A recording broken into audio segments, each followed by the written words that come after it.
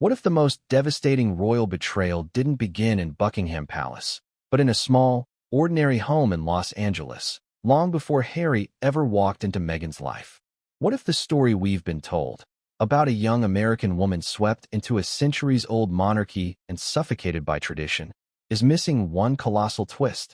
Before we continue, please hit the like button, subscribe to the channel, and turn on the notification bell for updates. And what if the one man Meghan tried hardest to erase just became the only person brave enough to expose the entire plan? Because according to Thomas Markle, father, former lighting director, and now unwilling whistleblower, Meghan's exit from the royal family wasn't an escape. It was a calculated business move designed, cultivated, and executed with cold precision. Not liberation, not love, not pressure, but strategy. And Thomas? He says he saw it coming years before the rest of the world even knew her name. But here's the part that'll make your jaw hit the floor.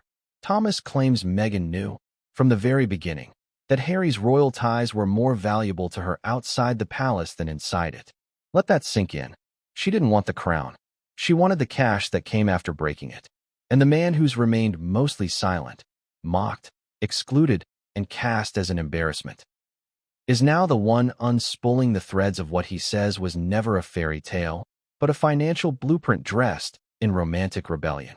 And here's the real kicker. He says she told him everything. Not in so many words, maybe, but in the way only a parent can recognize, when ambition masquerades as innocence. He says he watched it unfold. He says he warned her. And he says Meghan knew exactly what she was doing, every step of the way. But wait, let's pause. You're probably thinking, isn't Thomas Markle the guy who faked paparazzi shots and missed the royal wedding? Why should we believe him now? That's a fair question. But here's a better one. What if the scandal Thomas was part of was actually a distraction from the much bigger one he wasn't allowed to reveal until now? Because once you hear what Thomas says Meghan told him years before her wedding, once you hear what he claims she said in private phone calls with him after meeting Harry, once you hear what he believes Meghan's real plan was from the beginning, you may never see the royal Megxit the same way again. This isn't just family drama. This isn't just another chapter in the endless Sussex saga. This is the father who was cut off, cut out, and cast away, finally pulling back the curtain. And what's behind it? Something chilling, something strategic, something that makes everything make sense and nothing feel accidental. And if what Thomas is saying is even half true, then the royal family wasn't just blindsided. They were outplayed. Now let's rewind. Not to the Oprah interview, not to the Netflix docuseries, not even to the wedding. Let's go back much further. Back to when Meghan Markle was just a struggling actress in Los Angeles, trying to make ends meet, landing bit parts, bouncing between casting calls. A time when nobody could have guessed that this woman, born in a modest household, climbing her way up Hollywood's greasy ladder, would soon marry a prince. A time when Thomas Markle says he first noticed something strange, something too ambitious, too curated, too hungry. He says Meghan was always charming, always clever, always strategic. He says she had a vision, not just to be known, not just to be respected, but to be global. And according to him, long before Harry came into the picture, Meghan had a fascination with status and an obsession with control. Thomas describes moments where Meghan, as a teenager, would rehearse interviews in the mirror. Moments where she'd analyze the optics of a situation, what it looked like, how it could be framed. Moments where she talked about brand building before social media even made that a mainstream word.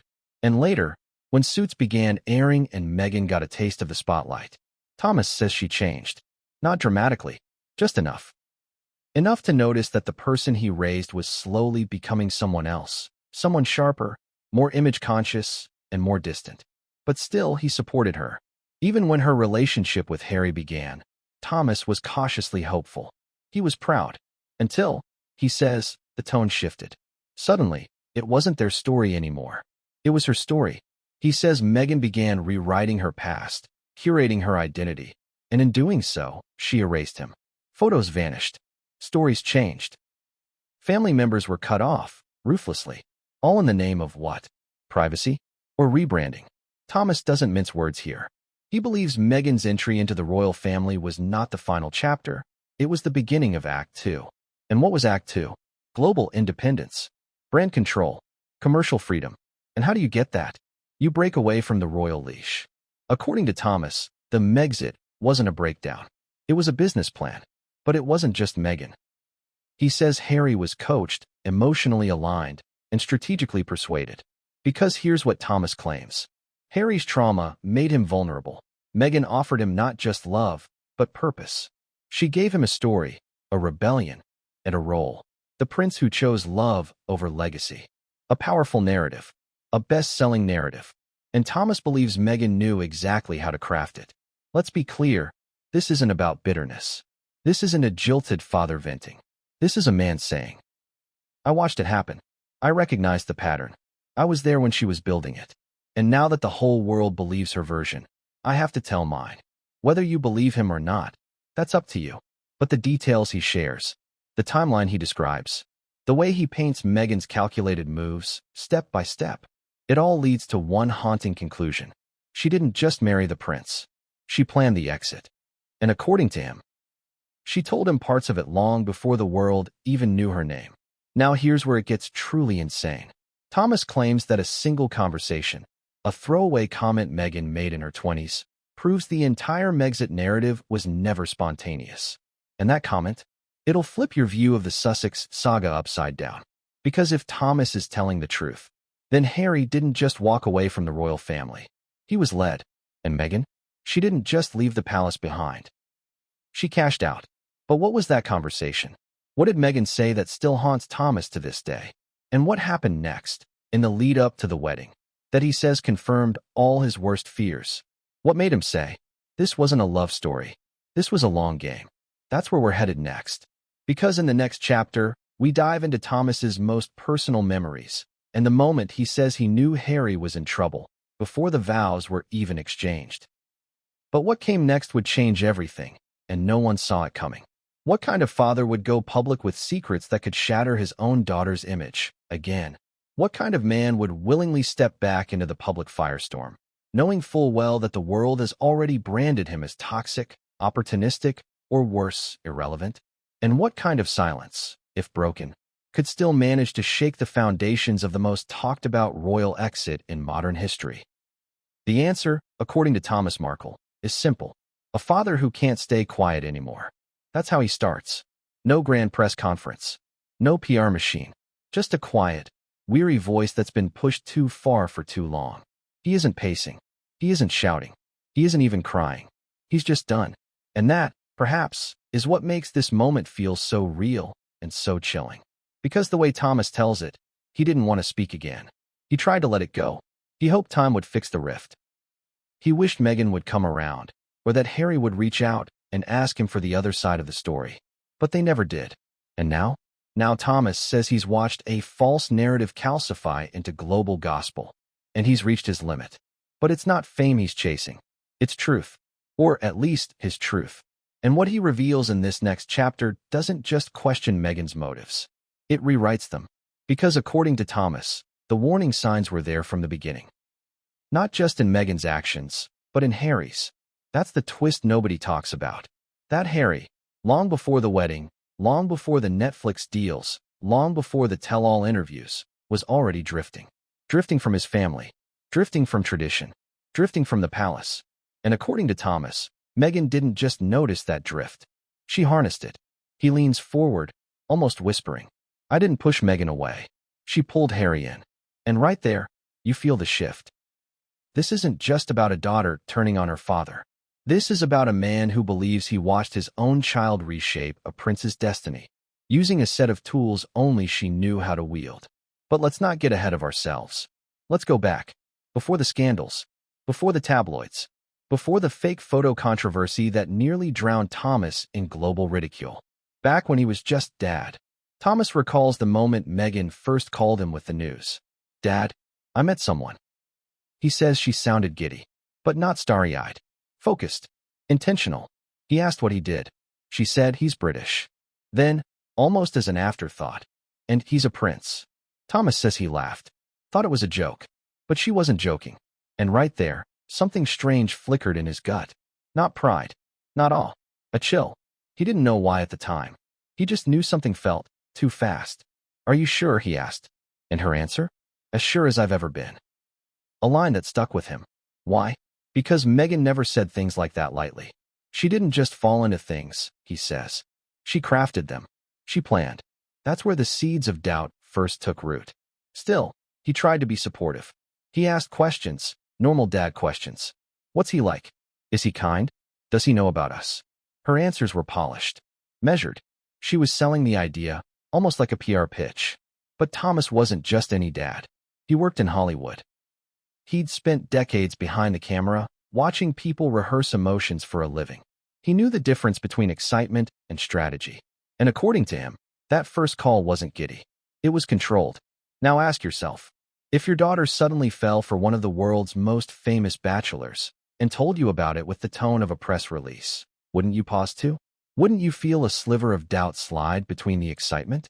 But he pushed it aside. He wanted her happy. And when she told him the relationship was getting serious, he gave her his blessing. I told her to follow her heart. He pauses. But I didn't know she was following a plan. That's when the first strange behavior began. Suddenly, calls became shorter, then less frequent, then filtered through assistants. When he asked simple questions about the timeline, the relationship, the meetings with the Queen, Meghan would dance around them. Always friendly, always smiling, but guarded. Then came the engagement. The phone rang. She told him they were announcing it publicly. He'd be needed for press, maybe interviews. But there were boundaries. He didn't understand. You want me to talk to the press, but not about certain things? Yes, Dad. It's complicated. And when he pushed further, she said something that still echoes in his mind. Everything has to be on message now. Not honest. Not heartfelt. On message. That was the moment Thomas says he realized he wasn't dealing with his daughter anymore. He was dealing with the brand. From then on, everything was filtered. What he wore, what he said, where he went. He was briefed, instructed, managed. And then, the ultimate fallout, the paparazzi scandal. The photos that would stain him in headlines for years.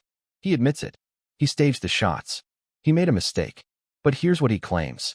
That Meghan and her team already knew. That the outrage was strategic. That cutting him off wasn't just a personal choice. It was an optics play. Because when the scandal broke, the palace froze him out instantly. No calls. No messages. No attempt at reconciliation. Just silence. And Meghan? He says she played the victim. But not like a daughter hurt by a father. Like a public figure distancing from risk. And when he finally tried to explain, he says her words were cold. You've embarrassed me. No, why'd you do it? No, let's talk. Just a verdict. A wall. A script closing. And that's when Thomas knew, truly knew, that Meghan's rise had outgrown her roots. I wasn't a person anymore, he says. I was a liability. But here's where the real twist comes in. Because Thomas says he wasn't just cut off. He was silenced. Not legally, but emotionally, relationally, deliberately. He became the shadow behind the spotlight. The problematic parent. The punchline. But behind the scenes, he watched. He listened. And he says he began connecting the dots. And those dots, they told a very different story from the fairy tale in the magazines. They told a story of careful positioning, of a prince slowly being turned, of a woman reshaping her narrative, and his, for the long game. And now, years later, Thomas is finally saying it out loud. Not for revenge, but because he believes the world is worshipping a version of Meghan that never existed.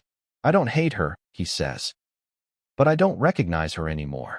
He says the girl who once cried over school plays, who used to confide in him about heartbreak, who once said, Dad, I just want to make a difference, is gone.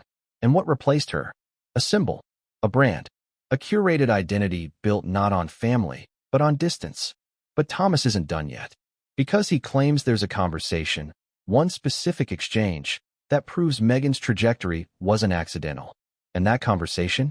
It happened long before Harry. Long before the palace. Long before the world was watching. Just a father and daughter. And a single sentence that, according to Thomas, revealed everything. What did she say? What moment made him step back and say, oh my God, she planned this? We'll reveal that in the next chapter. But what comes after that? It changes everything, and no one saw it coming. What if the real breaking point of the monarchy didn't begin with Meghan at all? But with a wounded prince who had spent his entire life searching for someone who could finally give him what the palace never could, emotional oxygen? Because according to Thomas Markle, Meghan didn't just walk into Harry's world and change it. She walked into a man whose world was already fractured, shaken, and silently collapsing under the weight of decades of trauma, resentment, and unresolved grief. And if Harry was the spark that ignited the royal exit, Thomas insists Meghan was the one who fanned that spark into a wildfire. But before we even touch Meghan's alleged influence, we have to ask the one question nobody dares to confront. Was Harry already halfway out the royal door before Meghan ever stepped into the frame? Thomas believes the answer is yes, and he says the signs were everywhere, long before the public knew their names together. Harry wasn't just the spare. He was the child who grew up walking behind his mother's coffin, the teenager who saw his grief turned into headlines, the young man who spent nights in clubs with cameras pressed against limousine windows, and the adult who could never escape being compared to William, the heir, the steady one, the royal model. Harry grew up with love, yes, but also with a constant feeling of being watched, weighed, and measured. Thomas says Meghan recognized that wound instantly. Because people who grew up crafting their image, as Meghan allegedly did, have an extraordinary ability to read people. They don't just see the surface. They see the cracks. And Thomas believes Meghan saw Harry's crack the moment she learned about his history, and that this is where everything truly began. He claims Harry was emotionally primed for someone like Meghan, polished, confident, charismatic, and sharp enough to sense exactly what he wanted to hear. Harry didn't just want freedom. He wanted validation. He wanted someone to tell him that stepping away from familial duty wasn't betrayal, it was growth. He wanted someone who didn't see him as the spare, but as the leading man in a story entirely separate from royal obligations. Thomas insists Meghan offered him that narrative effortlessly. A prince longing to escape a gilded cage meets a woman who, according to Thomas, had already walked through Hollywood's own brutal labyrinth and learned how to rewrite her story every time she hit a dead end. Meghan allegedly framed Harry's trauma, not as a burden, but as a superpower. And for a man who had spent his entire life feeling overshadowed, underestimated, and misunderstood, that kind of framing is intoxicating. Thomas describes Harry as a man who always carried the ghost of Diana with him, a man who inherited his mother's emotional sensitivity without the protection she was denied. And while Meghan often invoked Diana publicly, Thomas claims she invoked her privately in a much more impactful way. By positioning herself as the one woman who truly understood what it meant to be hounded, vulnerable, and targeted. She made him feel chosen, Thomas says, not by the monarchy, but by her. He believes Meghan tapped into Harry's longing for liberation, shaping it into a shared mission, one where the royal family became the obstacle rather than the foundation. This wasn't manipulation, he insists. It was alignment that gave Meghan entry not just into Harry's life, but into his emotional architecture. And here's the part Thomas says most people never understood. Harry wasn't running from the royal family. He was running to owe something. Something Meghan allegedly promised him. According to Thomas, it wasn't just love. It was purpose. It was a mission. It was a story where he finally wasn't the backup prince, but the visionary leader. And the more Meghan reinforced that narrative, the more Harry clung to it. Because for someone raised under the harsh spotlight of monarchy, the idea of choosing his identity rather than inheriting it must have felt revolutionary. Thomas claims Meghan crafted this emotional landscape with precision, not maliciously, but strategically, making Harry believe that independence wasn't just an option, it was destiny. Thomas recalls watching this transformation unfold from afar, powerless but observant. The Harry he'd seen on television before Meghan, playful, cheeky, chaotic, and openly struggling, slowly morphed into something else. A man on a mission, a man with a cause, a man with a narrative that suddenly made him the protagonist instead of the side character. And Thomas believes that shift didn't happen naturally. It happened because Meghan reinforced every emotional gap Harry had carried since childhood. She became the antidote to every silent wound, the one who told him he was right to resent the constraints of palace life, right to question his role, right to want more than the life he'd been assigned. But here's where the contradiction cuts deepest. Harry's vulnerability wasn't a weakness. It was a doorway, and Thomas claims Meghan walked through it with absolute awareness. She didn't exploit it, he says. She used it, leveraged it, integrated it into the narrative she was building for their future. A narrative where breaking away from the royal family wasn't the consequence of conflict. It was a strategic path to freedom, branding, influence, and global resonance. Meghan, according to Thomas, didn't just support Harry's desire to leave. She amplified it, reframed it, and gave it meaning.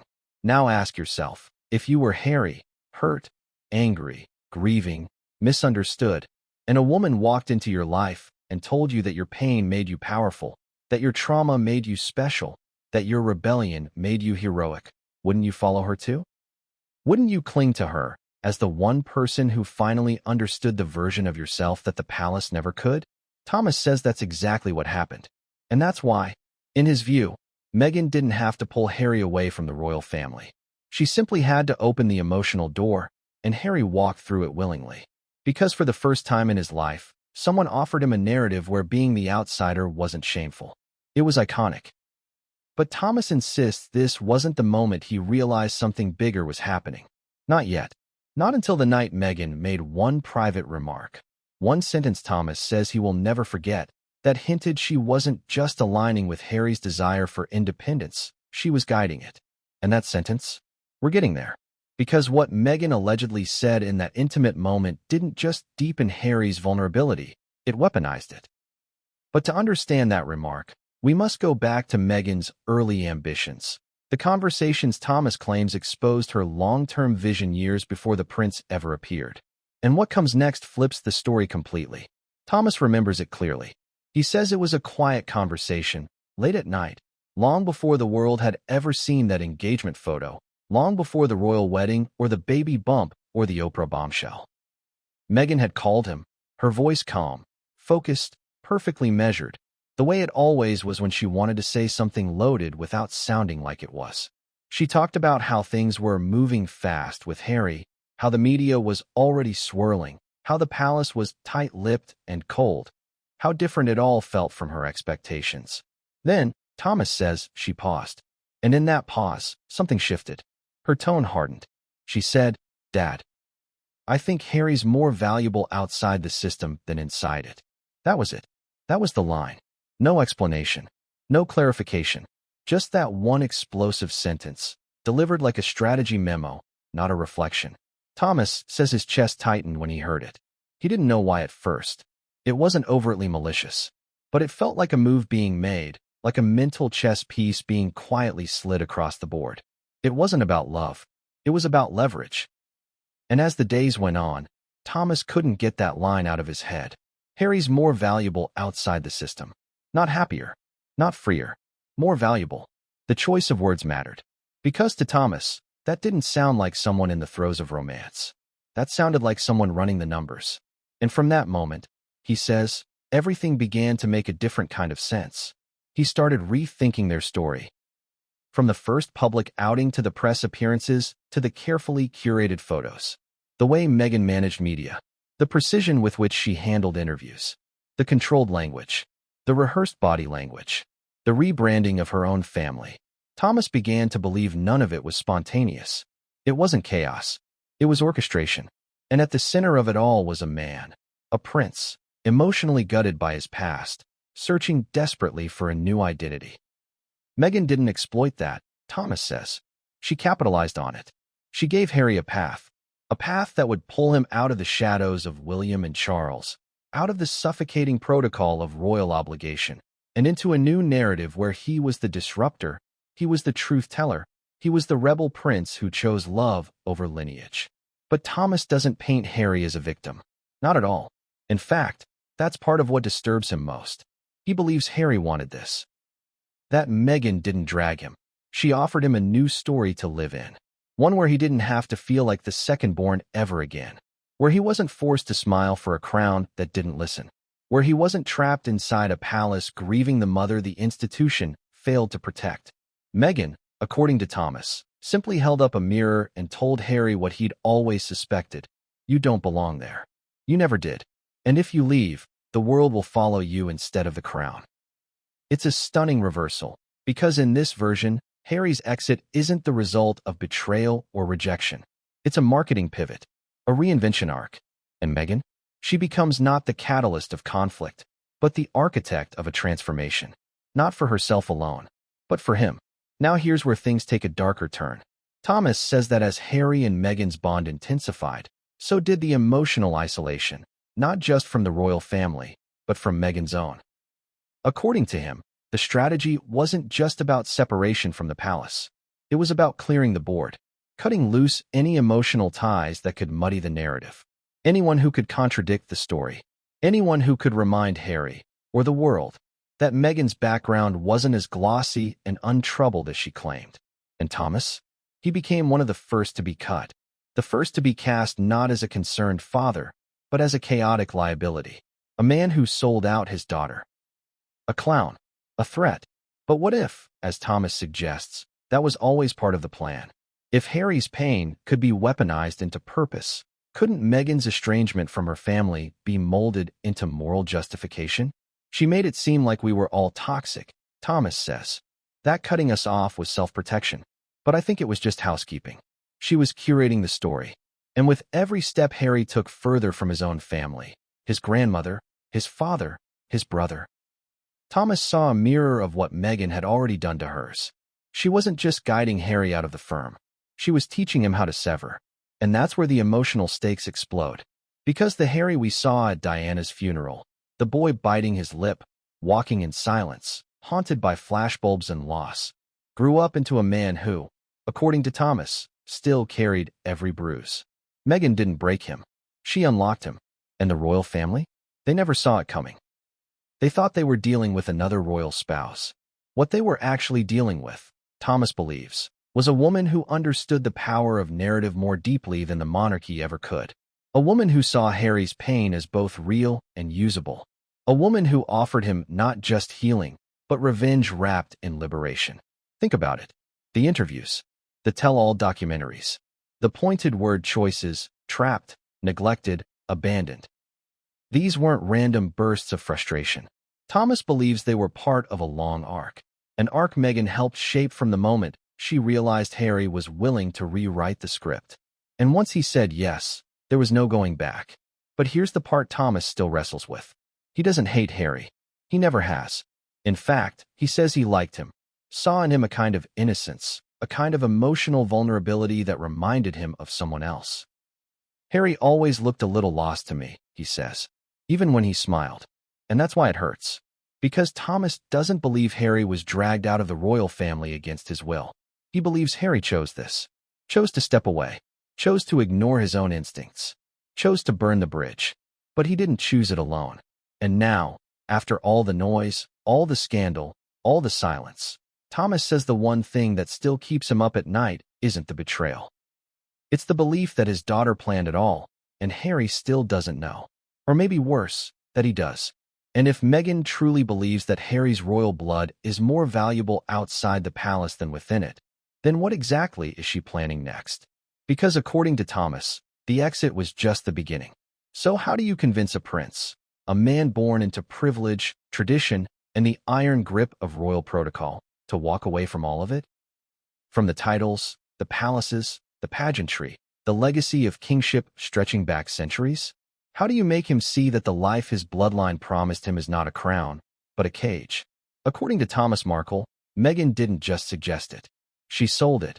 Not with force, not with argument, but with the most seductive weapon imaginable, a liberation fantasy wrapped in love. Thomas insists that what Meghan offered Harry wasn't escape. It was enlightenment. And the more he believed it, the more the royal family began to resemble a hostile regime rather than a heritage. Meghan, he claims, recast the monarchy as the villain, not through public rants or reckless statements, but through quiet, intimate reframing, a kind of emotional soft power. And to a man like Harry, whose grief for his mother had never truly found a safe container, it was the most powerful pitch imaginable. Not, leave your family, but be free of the thing that killed her. Thomas says that behind the polished smiles, the graceful bows, and the designer gowns, Meghan was guiding the narrative from within. Not like a puppet master, like a screenwriter. She didn't need to pull strings. She needed to shape scenes. And every one of those scenes carried a subtext, one that whispered to Harry, "You don't belong here. You belong out there, with me, writing our own story." But Thomas makes one thing brutally clear. This wasn't a rebellion born from trauma. It was a business model disguised as revolution. According to him, Meghan framed the palace not just as cold, but as creatively stifling, bureaucratic, archaic. She didn't call it a prison. She called it a limiter. And Thomas believes she was already laying the groundwork for the couple's departure long before the word Megxit ever entered the public lexicon. He recalls hearing about the first cracks in Meghan's relationship with the palace. The rigid hierarchy, the royal press system, the dress code controversies, the staff clashes. And he says Meghan didn't react like someone confused or overwhelmed. She reacted like someone who had already decided that this system wasn't her final destination. The palace, in her eyes, wasn't home. It was a launchpad. Thomas paints a picture that's hard to shake. Meghan, walking through ancient royal corridors, not in awe of tradition, but already calculating the exit strategy. Every appearance, every smile, every hand wave, all building towards something bigger. She wasn't just surviving. She was branding. And when the moment came to step away, she didn't plead. She pitched. Thomas says he heard about this transition not through direct conversations, but through murmurs, friends of friends, cautious relatives, clipped mentions in carefully worded messages. Meghan was laying out a new life.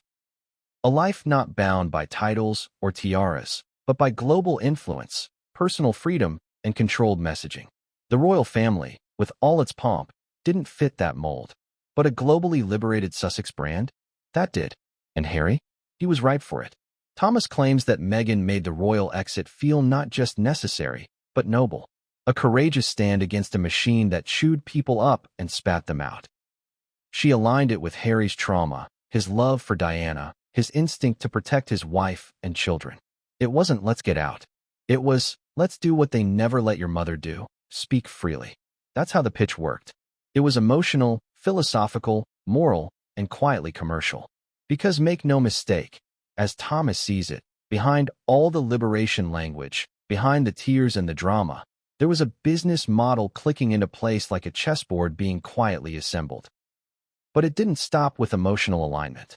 Meghan allegedly painted the picture with concrete details: the freedom to work with Netflix, Spotify, fashion brands, mental health platforms, the ability to control their own press, to monetize their story instead of having it dictated by tabloids and palace insiders, to become not just royals, but media moguls, with agency, with equity.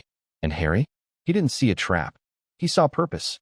Thomas describes this as the most devastating twist of all.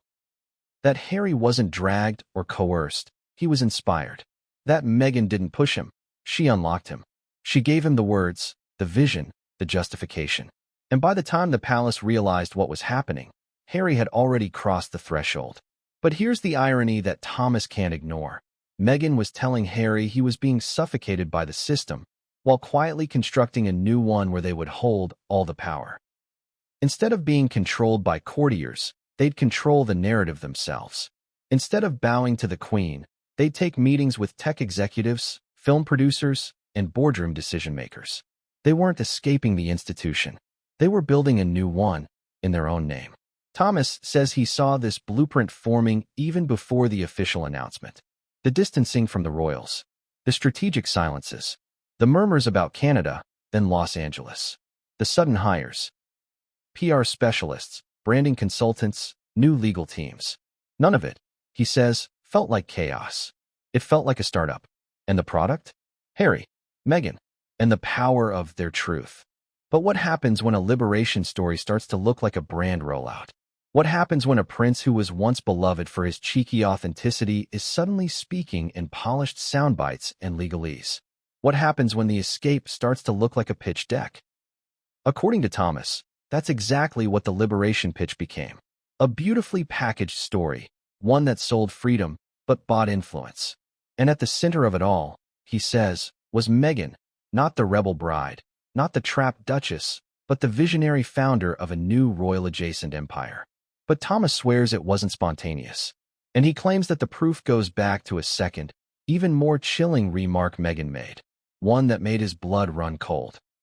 Not just because of what it said about the royal family, but because of what it revealed about her long game.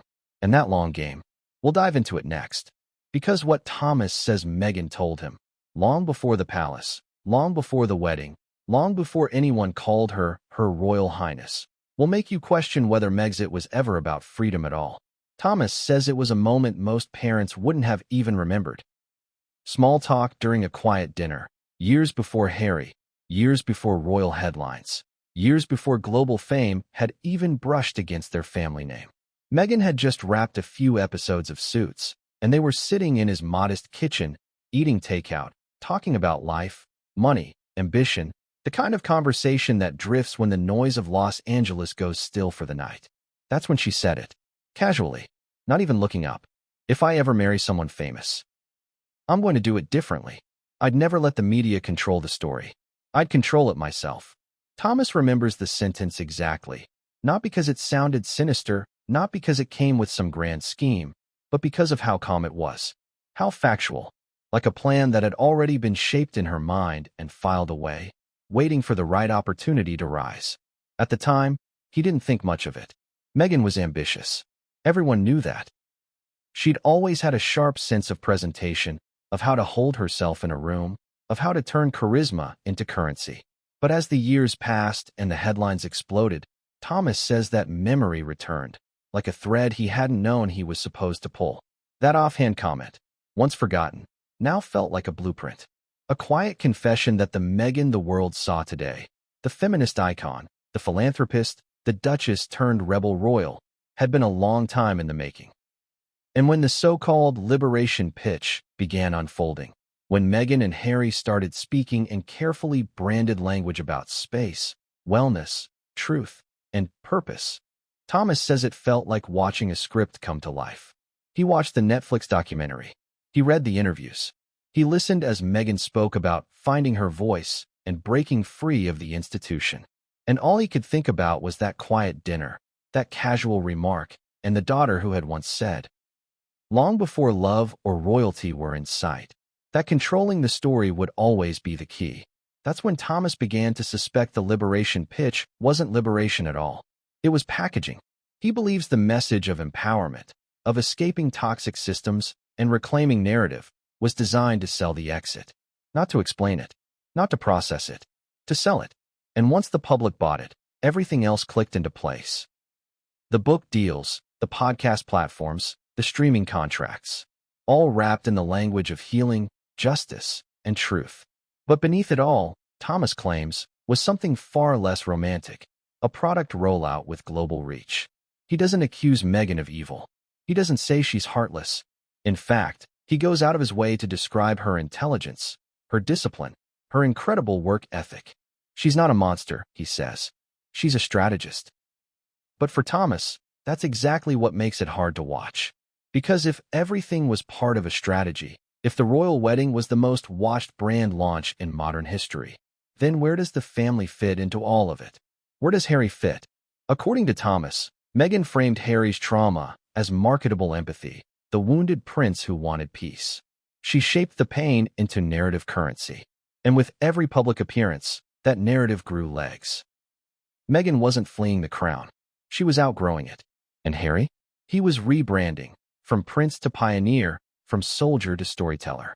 And who wouldn't support that? Who doesn't love a tale of two lovers breaking free from archaic chains? But Thomas says the chains weren't real, not like they were described. He says Meghan understood from the start that the monarchy's rules could be turned into villains, that royal traditions could be recast as oppression, that silence could be reinterpreted as neglect. He says she found a way to frame compliance as captivity, and in doing so, made herself the hero of a liberation story she controlled from beginning to end. That's why Thomas believes the true purpose of the liberation pitch wasn't to escape anything at all. It was to transition, from royal figures to global figures, from UK tabloids to worldwide syndication, from being photographed to being paid for the narrative. And if that's true, if Thomas is right, then the royal exit was never a detour. It was the destination. The signs, he says, were always there. Meghan's discomfort with hierarchy, Her pushback against staff protocols, the lawsuits, the curated podcast series, the post-royal interviews that were less about closure and more about narrative control. The way privacy was used as a sword and shield, invoked when convenient, discarded when profitable. He doesn't say it with anger. He says it like a man slowly realizing he'd misunderstood the entire plot. And for Thomas, the most painful part isn't that Meghan made these choices. It's that she never let him in on them. He was cast out, he believes, not because of scandal or shame, but because his presence complicated the clean lines of the story. A working-class father, imperfect, flawed, and deeply human, didn't fit the brand, didn't align with the pitch. And once he realized that, he says he stopped trying to get back in. But here's where it gets darker. Thomas believes that Harry doesn't just know all this, he's living it. That Harry, once the rebel prince, now exists inside a different kind of institution. Not the monarchy, but the narrative machine.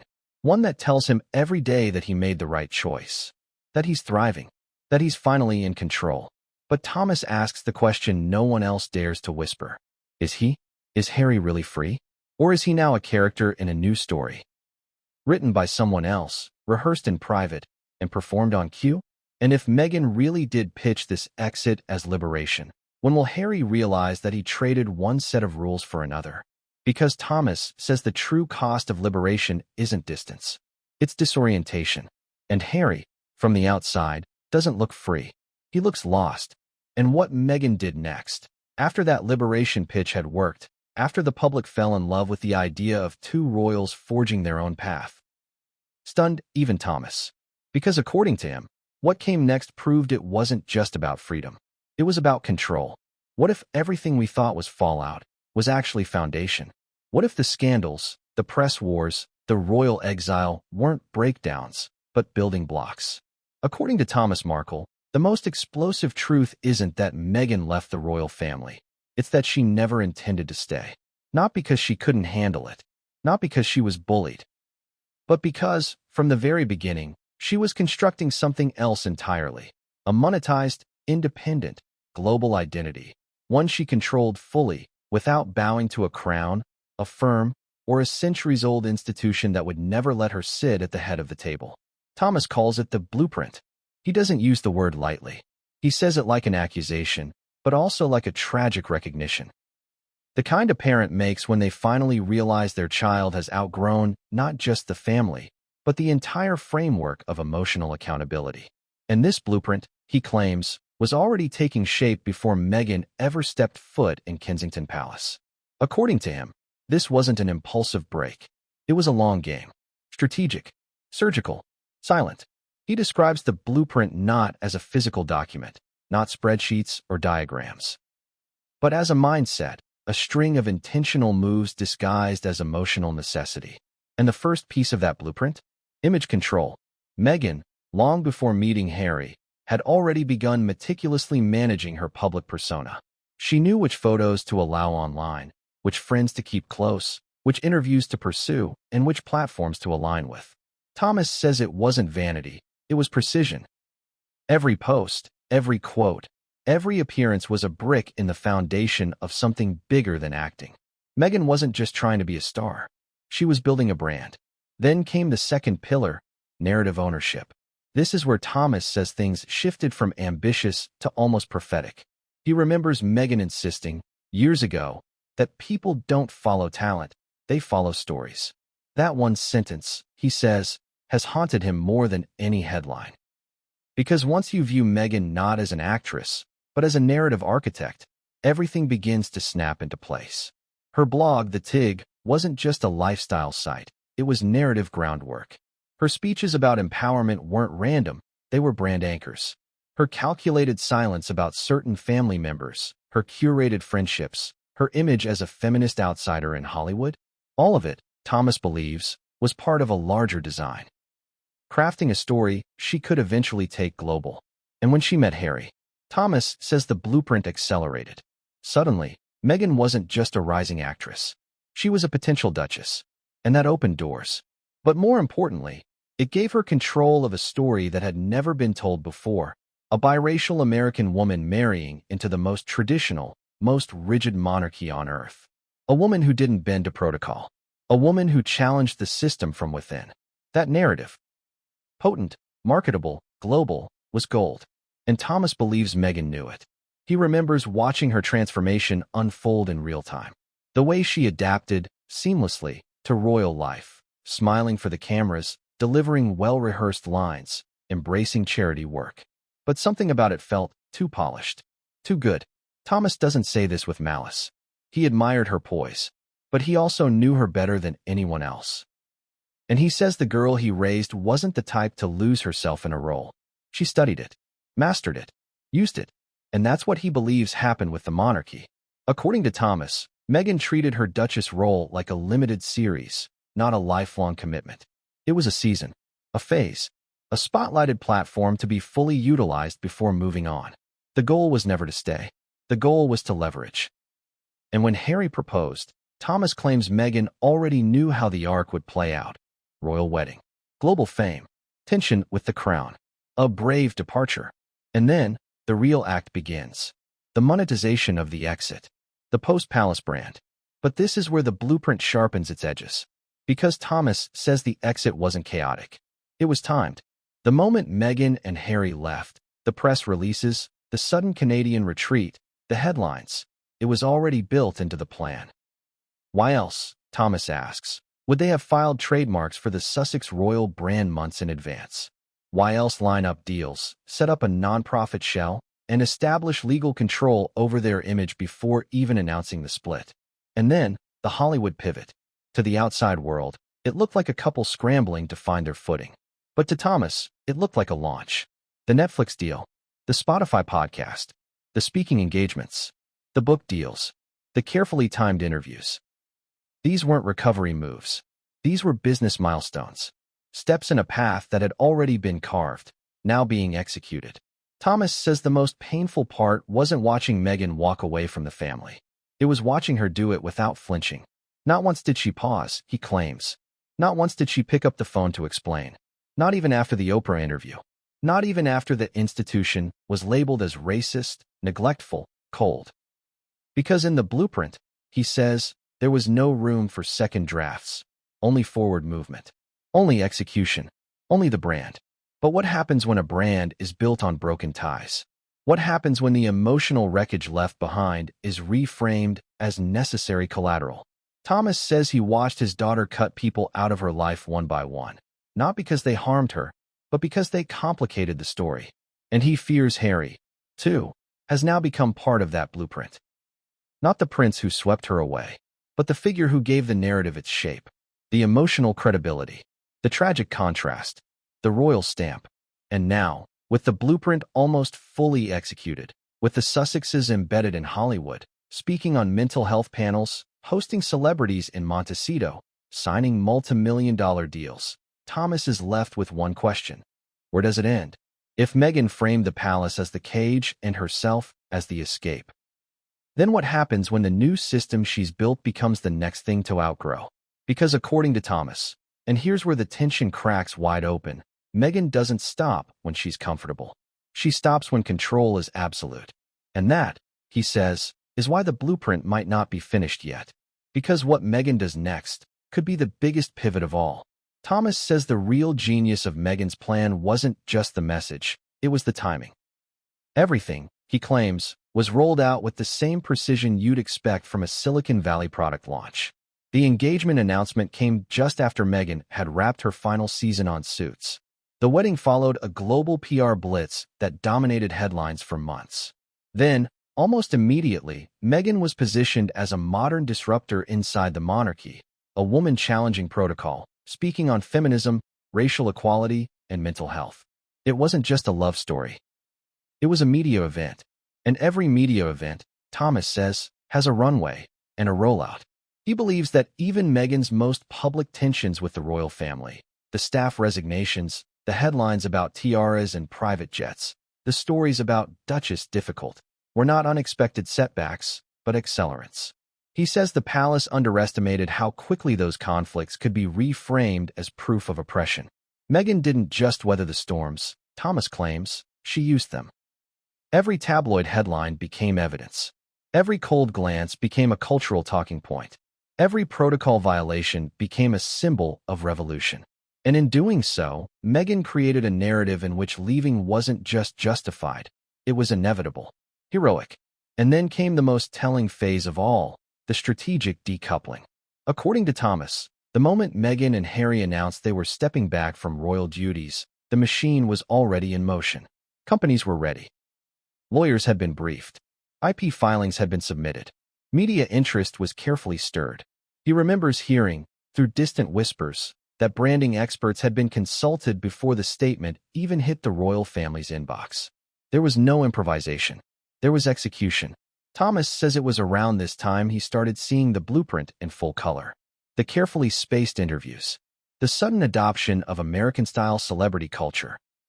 The acquisition of agents, media advisors, and stylists. The name, Archwell, trademarked, tested, quietly launched. He knew what he was looking at. Not a couple struggling to find their place, but a team enacting a pre-written second act. The post-palace empire wasn't built out of desperation.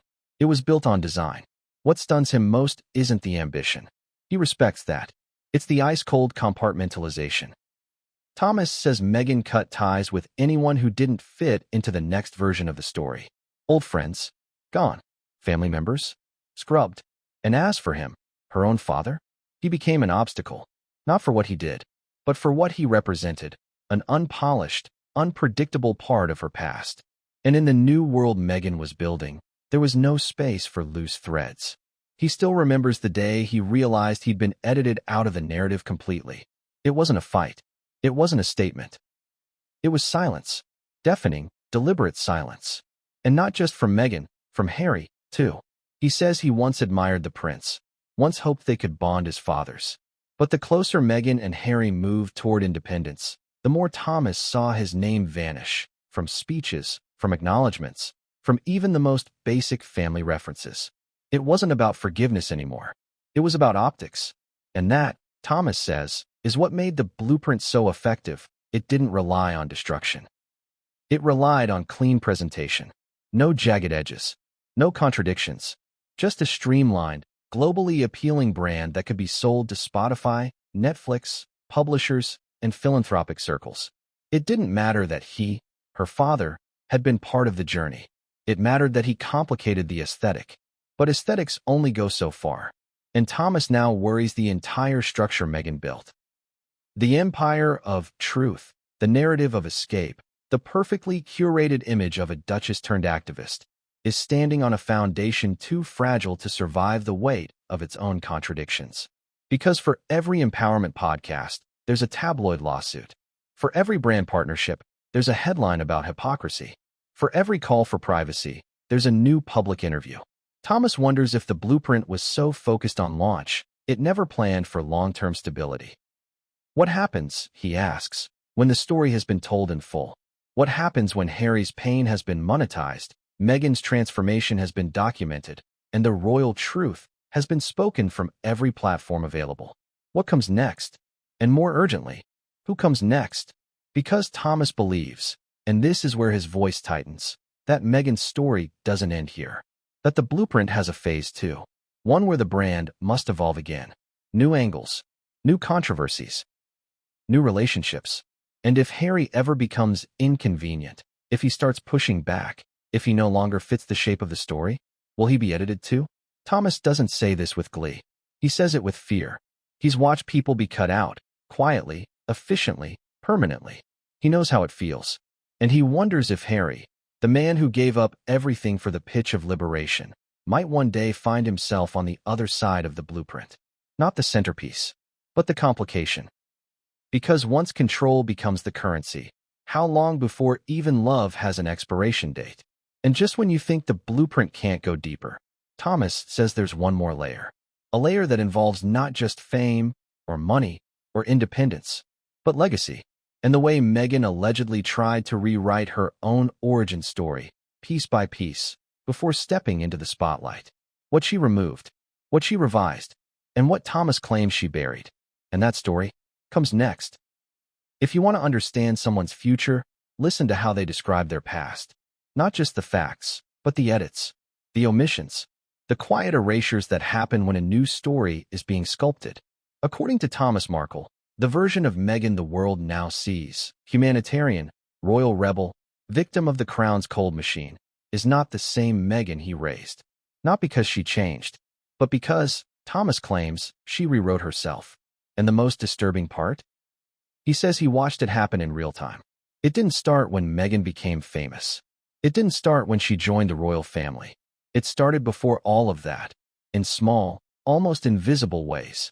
He says there were quiet shifts, how she talked about her childhood, the language she used to describe her roots, her sudden reluctance to mention certain family members. At first, he brushed it off. Everyone tidies their story a little as they grow up. That's normal. But then came the turning point. The moment Thomas says he realized Meghan wasn't just cleaning up her narrative, she was replacing it. He remembers it vividly. Meghan was in her late 20s, already building a following on her lifestyle blog, The Tig.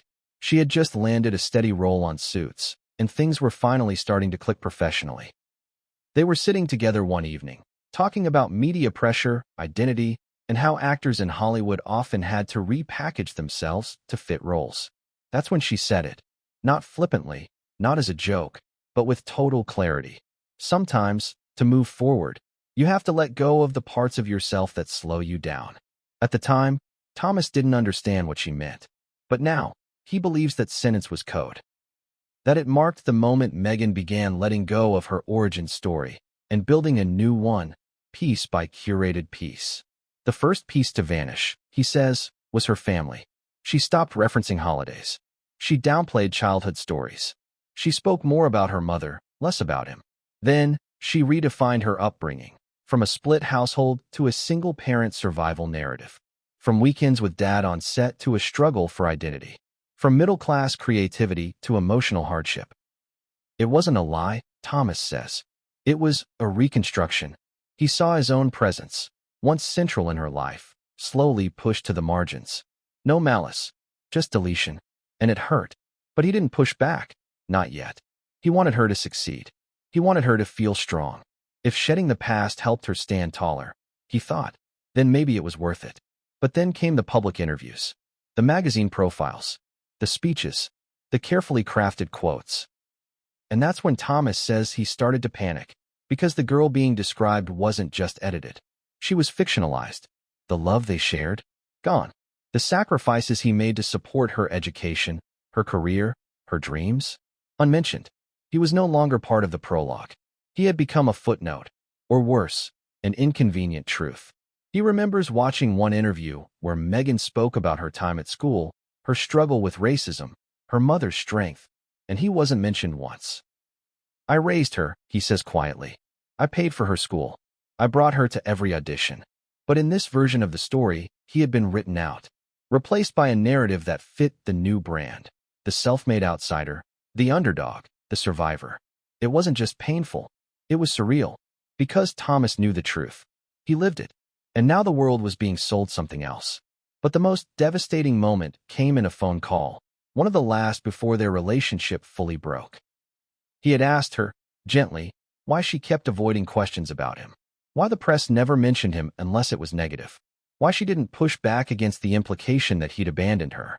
And her response, he says, still echoes in his head. It's easier this way, Dad. Easier for whom? That's when Thomas says the illusion shattered. This wasn't about estrangement. It wasn't about pain. It was about control. Meghan wasn't avoiding the past because it hurt. She was avoiding it because it didn't serve the story. And once Thomas saw that, once he realized that his love, his presence, his fatherhood had become a liability, he stopped trying to correct the record. She didn't want the truth, he says. She wanted the version that worked. But even that, he could have lived with, if not for what came next. Because Thomas claims there was one conversation, one memory. That proves Meghan had been thinking about image, strategy, and reinvention long before Harry ever entered her world. A conversation that haunts him still. A moment from Meghan's early adulthood, when she was just beginning to make waves in acting, unsure of her path, but certain of one thing. If I ever get famous, she told him, I'm going to do it on my own terms. No rules, no obligations, just my story. It sounded bold, empowering, even. But now, Looking back, Thomas says it reads differently. It reads like a manifesto, a warning, a line drawn quietly in the sand between family, tradition, and anything that couldn't be curated. And once she got famous, he says, that line became a wall. He watched it happen, slowly at first, then all at once. But there's more. Because according to Thomas, Meghan didn't just revise her own past, she reframed Harry's as well.